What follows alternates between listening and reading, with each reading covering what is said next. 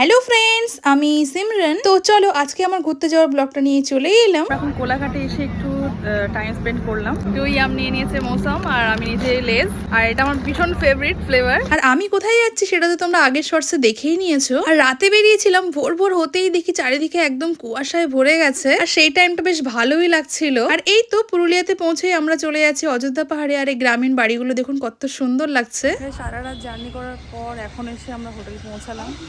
এত কষ্ট হচ্ছে, তো এখন আমি গিয়ে ঘুমিয়ে পড়বো। আর রিসোর্ট পৌঁছেই প্রথমে রুমগুলো চেক করতে গিয়ে এই ভিউটা দেখে আমার মন ভরে গেল। তারপরে ব্রেকফাস্ট করতে করতে আমার মনে পড়লো যে আমার মোস্ট ডিমান্ডিং ব্যাগটাই হারিয়ে গেছে। তারপরে দেখলাম না, ওটা আমার পাপার কাছেই ছিল। তো তোমরা অনেকে আস্ক করেছিলে ব্যাগটা কোথা থেকে নেওয়া। এটা দীঘা থেকে নেওয়া, কোনো অনলাইন পারচেস নয়। এটা হচ্ছে ভিলার back side. This is just for fun. Just for fun.